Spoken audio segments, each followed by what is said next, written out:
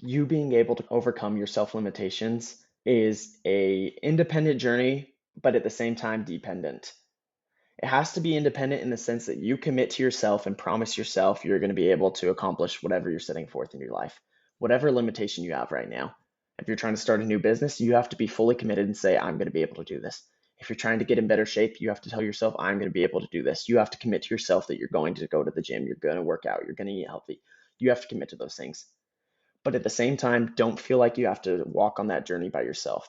You have to commit and you have to be fully invested by yourself, but you can also have support groups around you, people who buoy you up when you're feeling low, that can actually push you to keep accomplishing whatever you're chasing. Welcome to Unleash Thyself, where we explore the paths of those that turn their visions into reality and inspire others to do the same.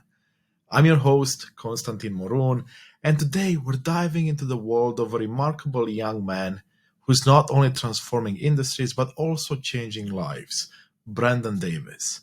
With a relentless drive and a keen eye for opportunity, Brandon, who is just 22 years old, has successfully grown three distinct businesses. But Brandon's journey isn't about just those businesses and business success. He's on a mission to empower individuals to overcome their self limitations and fear of the unknown. Through his work and his Get Over Yourself podcast, he provides valuable insights and strategies for breaking free from the barriers that hold many back from pursuing their dreams. Brandon's story is a powerful reminder that age is just a number when it comes to following your heart, and that the real limitations are the ones we place on ourselves. Whether you are a young aspiring entrepreneur or someone looking to rekindle your passion for life and business, Brandon's message of perseverance, self belief, and the importance of getting over oneself resonates deeply. In today's episode, we will hear from Brandon about his entrepreneurial path, the challenges he's faced, and the victories he has celebrated. We'll delve into his philosophy on success, happiness beyond material wealth, and the significance of nurturing meaningful relationships. And please do me a small favor, subscribe, like, and share your thoughts in the comments. Your engagement helps us continue to bring these impactful stories to light. Let's begin. Hello, beautiful souls. I have with me Brandon Davis. Brandon, it's such a pleasure to have you on the show. Welcome, Thank you, welcome. Constantine. I'm super happy to be here. Me too. I'm super happy to have you here. And then in a bit, we're gonna go on your show. We're gonna have a beautiful conversation. So for those listening right now, Brandon Davis has an amazing show. That's how we connected. I'll let him tell you more about it. I'm not gonna spoil it. But Brandon, before we even jump into that, you are young and you're very successful.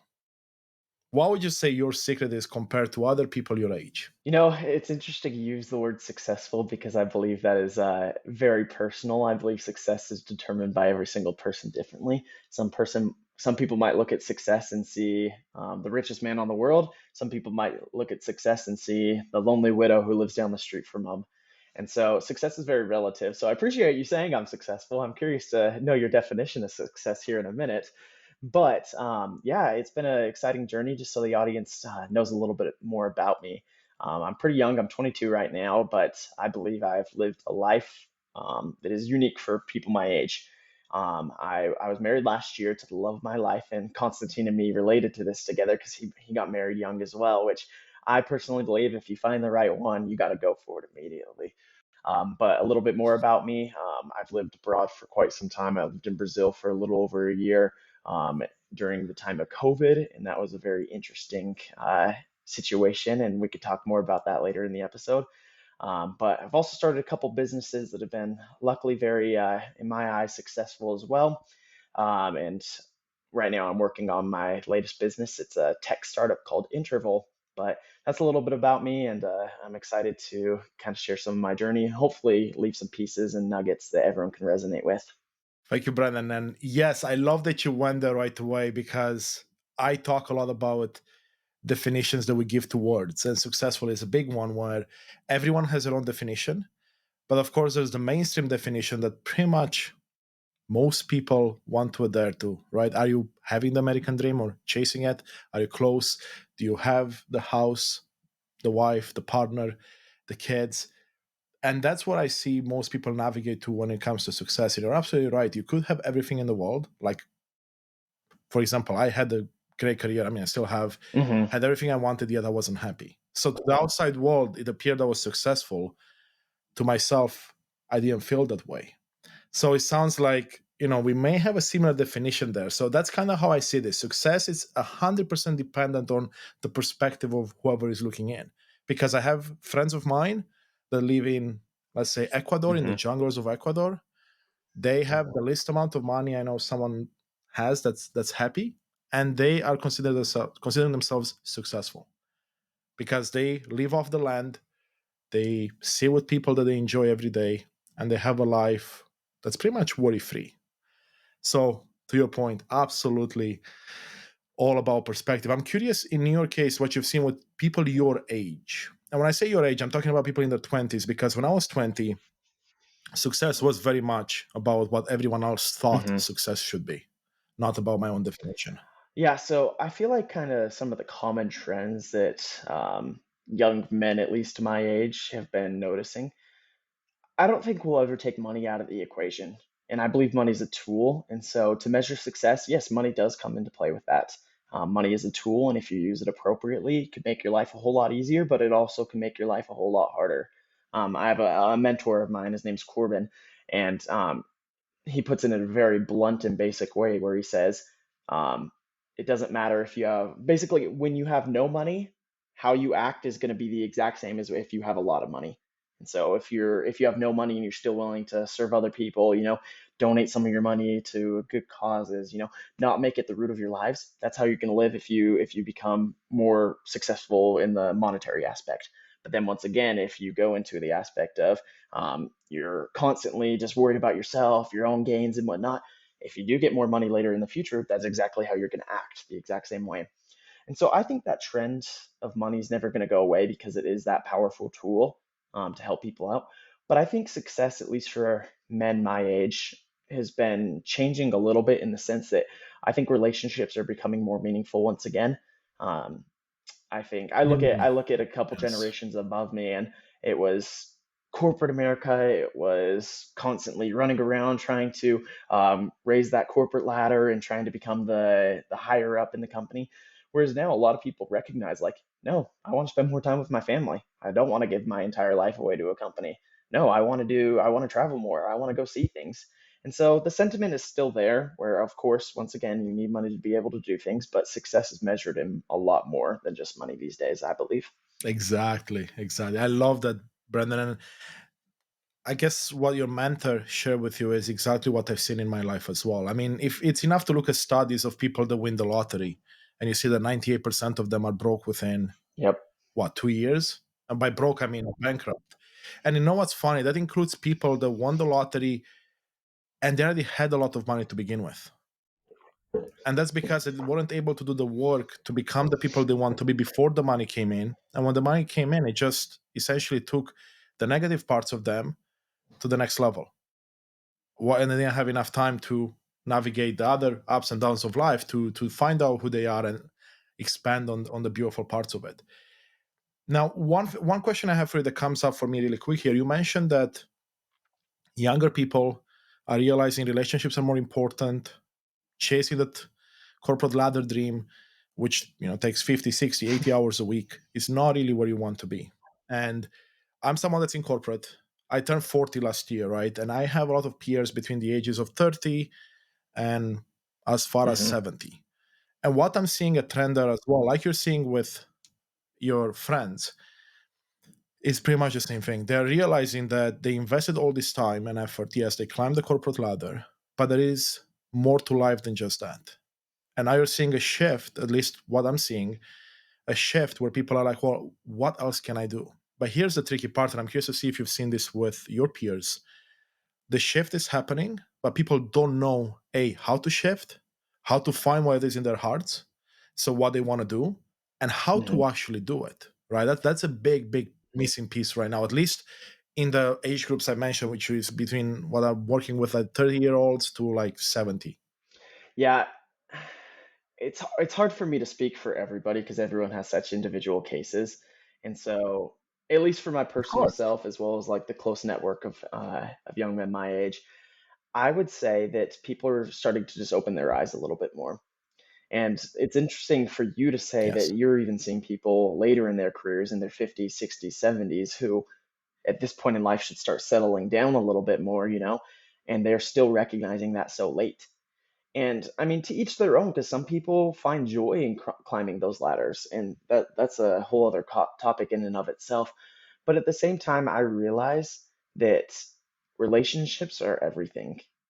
If you don't have these actual impactful relationships, these conversations, these experiences with people you enjoy being around and surrounding yourself with, a lot of your life is just chasing these meaningless feelings. And it's a tricky subject to talk on because I'm a personal believer in trying to become the best version of yourself. You want to be the best version of yourself, so you're constantly trying to get a little bit better, a little bit better, a little bit better. But at the same time, and this is where the kind of interesting factor comes into play, where you got to control your mind and say it's not everything in life, is even though you're chasing to be the best version of yourself, you also have to appreciate the journey you've been going on. And so, putting this back into a business Yeah. perspective, you could chase that corporate ladder, you can climb it, climb it, climb it all the way you want, but every promotion you get is never going to be satisfying enough until you get to the very top. If you never make it to the very top, you're always going to be sad saying, "Oh, I didn't make it. I wasn't able to do it." And you're down on yourself. But if you do make it to the top on whatever field you're talking about, whether it's business or sports or whatever you want to accomplish in your life, when you do make it to the quote unquote top, how are you actually feeling? You still feel like there's something more to chase. And so part of me is a believer in trying to become the best version of yourself. I love that. I love the drive of constantly trying to improve and chasing something better and better because I believe we should be. But also you need to reflect back on your own time and appreciate the entire journey you've been on, or else you will never be satisfied. Such wise words, Brandon. I love that. And more people need to hear that. And I am with you on that 100%. That's exactly what I believe as well right now and what I talk to people about. Because the idea you hear many people, let's call it Hmm. more in the spiritual world, but it's coming mainstream right now as well, which is be in the moment. So if you're always chasing, fine, chase, but enjoy the moment as you're climbing whatever it is that you're climbing, the next mountain, the next career path, whatever it is, enjoy the moment. And that's a lot harder for us to do because our ego or our mind gets in the way and pulls us either in the past or in the future. So we worry about something we did in the past, or we worry about how we're going to pay the bills, how we're going to get the next promotion and whatnot, and then we forget to be in the moment. And in the moment is when what you talked about happens, which is building those relationships that matter. And that's something that you've realized very early in your life. Most people should realize as soon as possible if they can. Because for me, I'll be honest, I didn't realize the value of relationships until late Hmm. 20s, I would say. Now, I kind of had a hint and I kind of knew, but I wasn't, my eyes weren't open to the point where it's like, oh, you know what? I need to invest in relationships. And here's the key one for me, with self first. So, relationship with myself first, and then, of course, with others. And I'm curious to see you talk about this, the idea of getting over yourself or people getting over themselves. How have you seen that first as a relationship with yourself? How are you able to realize that you need to get Hmm. over certain things and then be able to get to where you are today? Yeah, so to kind of answer this question, I want to give a little bit of framework about where this entire phrase "get over yourself" came Yes. from. And it first started, it's kind of a joke of mine, but when I was 12 years old, I was back in my younger years of school. And at the time, as you can all picture when you're younger in school, what are some of the biggest stresses you have inside of your life? It's making sure you get a good grade on that test, making sure your teacher likes you, worrying about whatever sports competition you have coming up, or maybe if your crush likes you back, right? These are the stresses you face when you're a younger child. You're constantly worried about things when you get older that obviously are not very important. At the time, though, they are incredibly important.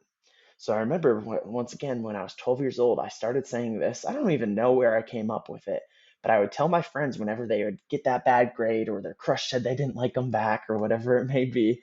I remember I'd tell my friends, "It's okay, get over yourself."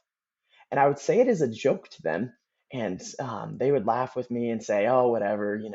But it started out as this simple joke. But over the next few years of my life, I changed it more from this haphazardous joke of saying "get over yourself" to saying, "No, This is the mindset I need to have in my life. I need to get over myself. You need to get over yourself. So it changed from this joke to an actual phrase I lived by.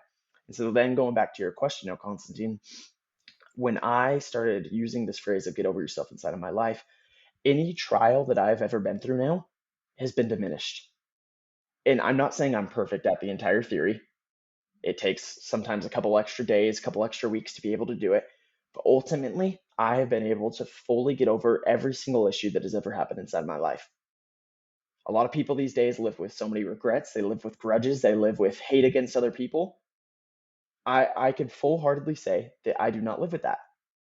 Once again, it's not like if something happens, I'm not going to just immediately switch my mind off and say, oh, it's okay, and just live in this kind of fake mindset of mine. But I do recognize that when I live this principle of get over yourself, I am able to live a life without so many stresses and worries. There's people that have wronged me in the past, and I've let it go. There's trials that I've been through that I've said, all right, that was a good learning opportunity. Let's move on to the next thing. And it's simply because I've been able to phrase my entire mindset around get over yourself. And so the challenge I always leave with other people who listen to, in this case, Constantine's show, Unleash Thyself, you need to learn to figure out the ways or the areas inside of your life that you struggle with most, whether you hold grudges, whether you have regret, whether you feel like the entire world is caving in around yourself. Learn to get over yourself, as blunt as that may seem. And I promise you, you will start living a life more fulfilled and happy. Brandon, thank you for that. And it's funny to hear you say that. Funny to me in a sense that we speak the same language. That's what I've come to realize as well in life, is that you always have two choices whenever something happens. And I'm careful to choose my words here, and I'll explain in a second. You have a choice to look at the dark side, the negative side, or the positive side. Now, likely you get, depending on the event, if let's say it's a promotion at work, you likely focus on the positive. If it's someone breaking up with you in your personal life, you likely Yep. focus on the negative. And then the second choice comes, in my mind at least, where you now choose, do you want to focus only on one part of the bucket, and which part is that? So if let's say someone broke up with me and I didn't want the breakup to happen, so I'm like tearing up inside. Of course, it's not about ignoring the negative side of it, but like you said, getting over yourself and realizing you have a choice. Do you want to stay in the negativity, which is going to bring more negativity into your life? Or do you want to look at the positive side and see how this is happening for you rather than Mm-hmm. happening to you? And when I shifted my mentality around that, like you said, it's pretty much transformed my life. And I know that the people I get to help, the people you get to help, when they made that connection, if they don't have it already, then the life literally changes, because you can shift any and every perspective, which also gives power back to you, because now you can accomplish anything you want in life. Because if you no longer are a prisoner to your own thoughts and beliefs, especially negativity, that means you can do anything. You really can. And so if you can change your entire mindset, which I recognize is very difficult and it takes a lot of time and practice, it's not going to come in the first instance for you. But if you can do it, ultimately, I promise you will be happier. You will be able to live a more fulfilled life because you're not going to be worried about so many of these little things that at the end of the day don't matter. And I always kind of joke with my wife, but one of the areas where I'm still working on this personally, when I'm driving in my car and somebody cuts me off or hits their brakes too soon, these little instances inside of our life that Yes. ultimately don't really matter, that's the one I still stress about the most. And that's the one I'm working on right now. But you have to recognize and be willing to share these sorts of things, share the areas that you're trying to improve on with other people, or else you're always going to kind of bottle up inside and say, I'll work on it later. I'll do it later. It's like the whole theory of going to the gym. Oh, I'll go later. I'll go this evening. I'll go tomorrow. But ultimately you're never actually going to do it unless you just put your foot in the door and start working out, you know? Yes, yes. And I love the example with the car because it's one that most people can resonate with. And I used to be that person as well. And the funny thing is, what you mentioned right now is that you became aware that that's something you want to work on, and then a choice was presented. Like you said, do you put it off till another time, or do you actually take a step in the direction and do something about it? And just because you chose to do something about it doesn't mean it's going to be easy and you're going to be able to do it overnight. It's going to take time, and there are tools you can try, and there are things that will work and things that won't work, and that's the beauty in it. I'm curious if, though, going back a bit, you said you had certain betrayals in life and challenges in life so far, despite having a being of younger age. Can you give us an example of one that you would use with someone when you're trying to tell them, hey, this is possible, you can get over yourself and your life can Definitely. be better? And I want to preface this as well by saying everyone in life goes through their own sets of trials, challenges, difficulties, whatever you want to name it. And it feels different and unique for every individual. There's no way on earth that Constantine can Mhm. feel the exact same sorts of problems that I'm facing inside of my life, and I can't do that for him. For anyone who's listening, you won't know exactly what I go through. I won't know exactly what you go through. Sure, we might share some of the same experiences. Maybe we both lost a relative and we know the feeling of loss. We can feel those kind of connections with each other, but ultimately you had a different relationship with the relative you lost, and I had a different relationship with the relative I lost. So we might be able to connect in some instances, but at the same point there's not one person here on this earth, and I'm a Christian, so I believe there's only one person who could truly feel it, which is Jesus Christ. But there's not anybody here on this planet that could truly feel exactly the pains that we're going through. And so I preface with that, but I do say this. One of the most difficult moments of my life, right after I graduated high school, I was young, I was 18. I moved to southern Brazil in a city called Curitiba, Brazil. It's just south of Sao Paulo. And when I first moved there, one of the biggest challenges I've ever faced, I was doing missionary work down there, by the way. I had to learn the language of Portuguese when I spoke nothing. I didn't speak a lick of Portuguese my entire life. I'd only speak in English, and I moved down to this country and I didn't speak anything. I didn't know their culture. I didn't know anything about it. And I started living with these Brazilians right off the bat because I was once again trying to do some missionary work, teach people about Jesus Christ, and try and serve this Brazilian people. And I was living down there.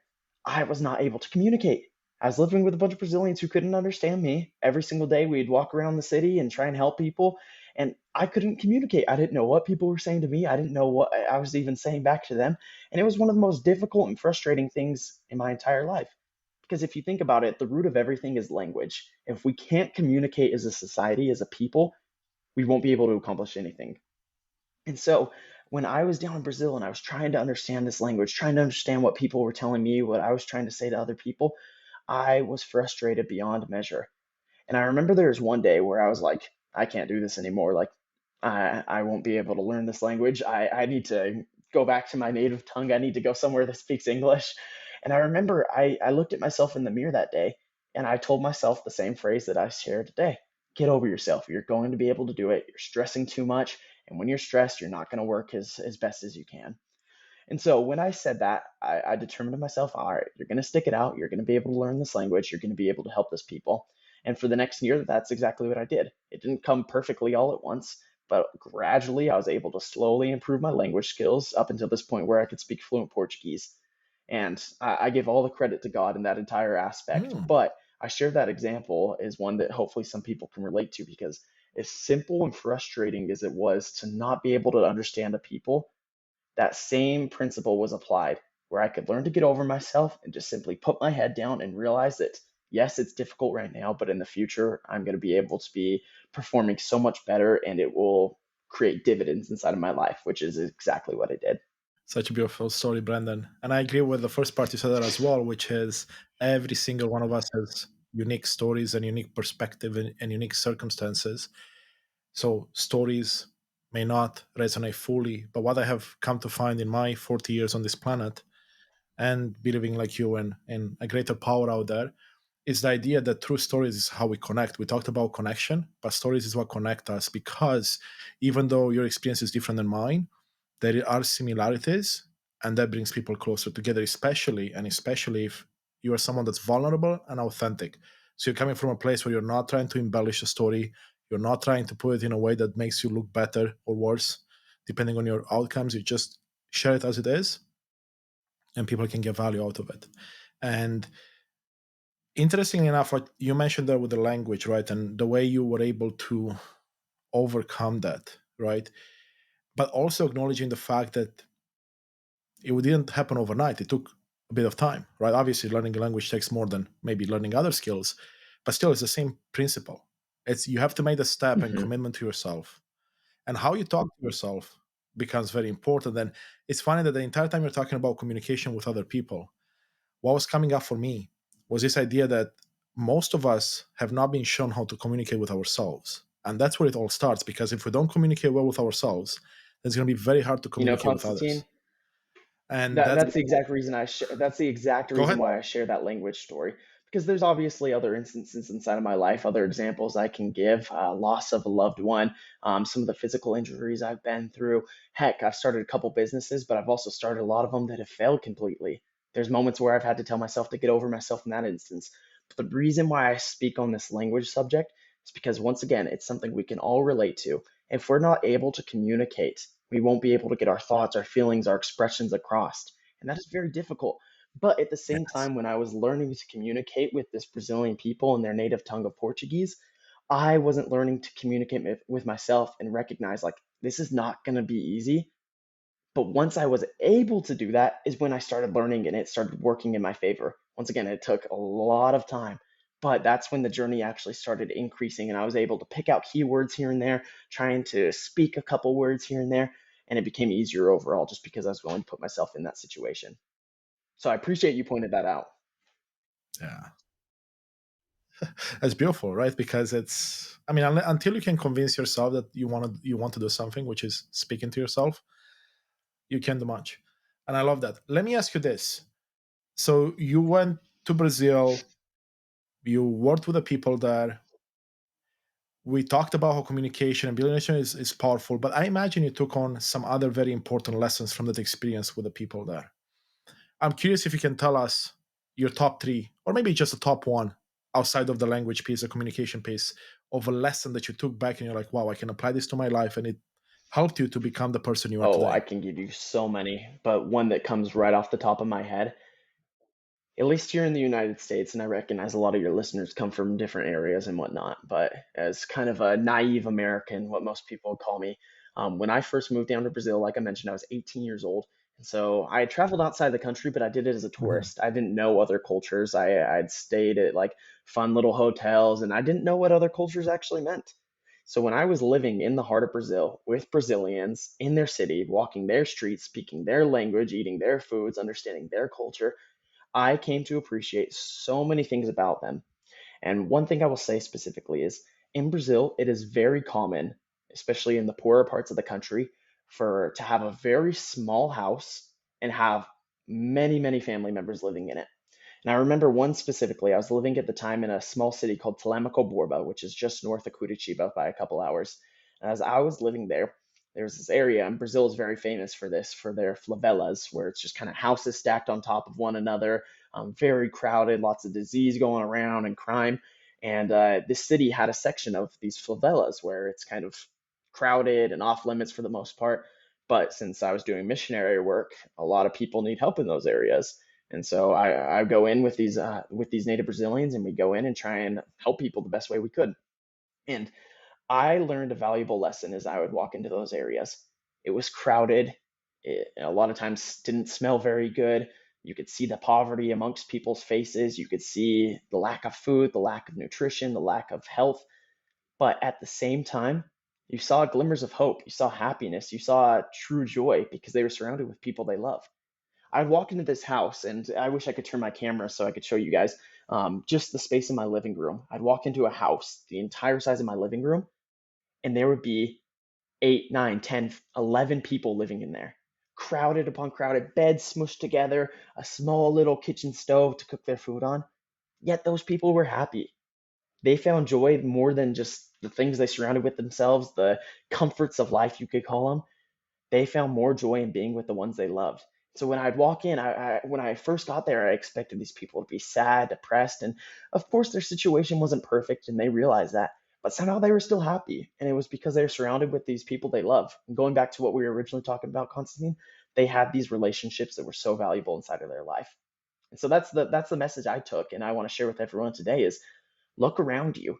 If you don't have the nicest car, if you don't have the nicest house, if you don't have the perfect body, whatever it is, recognize how beautiful it still is. Recognize the relationships you have around you because that's the most important thing. What a beautiful message, Brandon, and what a beautiful lesson. And I couldn't agree more with you, because that's what I've seen as well. I've traveled to Ecuador, many other parts of South America, some poorer parts of Europe, and I've seen I've seen the same thing where you're like, how can you be this happy? And the reason I was asking myself that question is because, for lack of a better term, we were sold the idea that in order to be happy, you needed to have a degree, a great job, a great car, like you said, right? A great house, like all these. I wouldn't call them fake attributes, but that's what society has been selling us for the last I don't know how many decades. So when people from this culture look at others, like, how can you be happy? You don't believe that. But then you realize that happiness comes, well, A, from within. So if you're surrounded with people that you like spending time with, your family, your friends, then it can trump a lot of the lack, so, that you Hmm. may see in life, right? Like you said, obviously money, like you said, it's a tool and makes things better for all of us. So I'm sure those people that you met there would love to have a bigger house and be able to have food every day and food that they want. But likely they're not willing to sacrifice, or at least not at least the way I see most of them, at least sacrifice those relationships, those people. And that's what I see with many cultures outside of, let's call them the more traditional Western cultures, where there's a much bigger emphasis on family, much bigger emphasis on community, much bigger emphasis on finding joy within and within nature, as opposed to in everything Hmm. else that surrounds us. And such a beautiful message. So Yeah, thank of you for course. sharing that. And I just want people to know, if you feel like you don't have those relationships inside of your life, because that's kind of what we've been talking about this entire time. And it's very easy to think, well, it's great for you guys. You have loved ones, you have friends, you have family, right? And yes, I recognize I do. But I also recognize if you've ever been in that situation where you felt alone, there's always people you can rely on. And you might have to put yourself out there. The entire reason I speak on get over yourself is to get over your limitations and to get out of your comfort zone. If you feel like you don't have any of those strong relationships right now, Yes. don't be afraid to put yourself out of your comfort zone to go find some. It might take some time, just like how learning Portuguese was very difficult for me. Making those relationships might be very difficult for you. But put yourself in those situations. Find areas you can go to around your local town, your communities, your churches, whatever it may be. Go chase those relationships because they will be the most impactful thing you can ever have inside of your life. And heck, if you need to start one, my messages are always open. Feel free to send me a message. I'd be happy to get to know you. I love that, Brandon. And you touched on something very important, I would say, at the end, which is, people offering help like you're offering, reaching out to you, but that's a Hmm. virtual connection. And here's what I found, especially since the pandemic, and most people have probably seen this. As we got forced inside and we had less and less connection with people, we suffered. So people came to realize, wait, connections and relationships and hanging out with people is important. But then I'm in a part of Canada, I wouldn't call it very remote, but it's not very populated, right? And I made friends as soon as I moved here. However, my strongest connections so far have been made with people virtually, like me and you, and other people I've either been a guest on their shows and we had a connection right away, or they've been on my show and we had a connection, we had conversations. And then literally, these are people that I never got to meet in person before forming this connection. The connection became strong. And then Hmm. I got to meet them in person. For example, I just came back from a podcasting conference. And to see how those connections can start virtually and then can even blossom even further, both virtually and in person, is actually beautiful. So people, if they don't have something locally and they don't know where to start, they can also start with online communities, at least from my perspective, and start making those connections. Find people that are similar to you, at least in wants and needs and hobbies and whatnot, and you can start forming a Hmm. connection. I couldn't agree more. And if once you remove the limitation, right? Once you remove the limitation, oh, I don't know people in my town, I can't go out. Well, we all have a phone, and likely most of us have internet. At least people listening to the podcast. Hmm. So what's stopping you? And yeah, it might be a little weird at first, making a friend online and whatnot. But once you get out of your comfort zone and you kind of push the limits a little bit, I promise it'll feel pretty good at the end of the day. It would. It would. Perfect, Brandon. I love that. Now, I want to move towards the future a bit in your case, meaning that you've done many things. You're working on a beautiful business right now. You have the amazing podcast. You do a lot of things in your community with your church and whatnot. How do you see the next 5 years look for you? Like, what are some of the things you see in your future? And perhaps how are you seeing yourself Hmm. getting to that And point? I think creating what you're saying, this 5 year, I love that idea because I believe everyone should kind of have a 5 year plan, is what I like to call it. Every year at the very beginning of the year, and once again, I really wish I could turn my camera so I could show you guys this because they're right on the wall that I'm looking at. But every year, me and my wife, we create a vision board that kind of details out what kind of aspects that we want to have inside of our life for the next year, what kind of goals we want to set, what kind of place we want to be in now, say on December 31st of 2024. So then next year, we'll be able to start something brand new and fresh. And so that's what we have planned for this year is just these little details, these little goals that we want to chase. Over the next 5 years, it's very important to kind of what's the word I'm looking for? To have a perspective for the greater life you're about to achieve. So in 5 years from now, of course, nobody knows exactly where you're Mm. going to be. You could be working a different job, you could be with a different relationship, you could be in a whole different situation with the people you're surrounding yourself with and your spiritual life, whatever it may be. Because these instances happen that will dictate our future. And so where I'm at in 5 years is totally dependent on the person I am today. Of course, I'll have plans. 5 years from now, I hope to have sold my tech startup that I'm working on, or at least have a lot of investors so it can grow into a bigger, much bigger than it is now. That's where I hope to be. But the only way I can actually show up for that is if I show up today to create that 5 year plan. So whatever stage you're in right now, if you want to be somewhere in 5 years, if you want to be the CEO, if you want to be the better friend, if you want to be in the best shape of your life, whatever it is, you have to start that journey today because all you're going to do, like we've already talked about on this episode, is say, I'm going to do it tomorrow, I'm going to do it tomorrow, I'm going to Yeah, do it tomorrow. No, start today in order to create that better future for yourself in 5 years, for in 5 months, for in 5 days. Start today. powerful message again, and that's couldn't be farther. I mean, far from the truth, right? It's like it's actually on the money because what I've come to realize over my years, especially in my younger years, I would make these big plans, New Year's resolutions, and like most people, they wouldn't come to fruition because I wasn't taking the steps in the moment, but also I wasn't necessarily staying with that vision and realizing that while if I sit on the couch or if I play computer games all day, it's not just going to take care of itself. So it's always bringing it back to the present moment, which we talked about. So I love to see that you have a similar approach. I mean, it makes sense. If you are someone that's progressing well through life, that's a cornerstone of it. Being able to have a vision and taking action towards it right away, as opposed to leaving it to Absolutely. chance and maybe it happens and maybe it doesn't. Yeah, for sure. Okay, Brendan, as we're coming up to the end of our conversation here, I'm curious to see if there's anything that's coming up for you that we haven't talked about that you'd like to share with the audience, either a story or some more advice or an opinion. Yeah. Anything goes. I'll close with this that at the end of the day, you being able to overcome your self limitations is a independent journey, but at the same time dependent. It has to be independent in the sense that you commit to yourself and promise yourself you're going to be able to accomplish whatever you're setting forth in your life, whatever limitation you have right now. If you're trying to start a new business, you have to be fully committed and say, I'm going to be able to do this. If you're trying to get in better shape, you have to tell yourself, I'm going to be able to do this. You have to commit to yourself that you're going to go to the gym, you're going to work out, you're going to eat healthy. You have to commit to those things. But at the same time, don't feel like you have to walk on that journey by yourself. You have to commit and you have to be fully invested by yourself, but you can also have support groups around you, people who buoy you up when you're feeling low, they can actually push you to keep accomplishing whatever you're chasing. So I'll say this to close. Don't ever harness yourself into an area that you can't grow beyond without somebody else's help. You have to fully commit by yourself, but don't be afraid to ask your friends, your families, your neighbor, your church group, whoever you go to, ask them for help, tell them what you're going through, and I promise you'll be able to do it because you'll have that support in and of yourself, but you also have the people around you to be able to accomplish it as well. Yeah. Amazing stuff. Again, I agree 100%. And you talked about your own mentor, or at least one of them at the beginning, right? And that's what keeps coming back to me as well.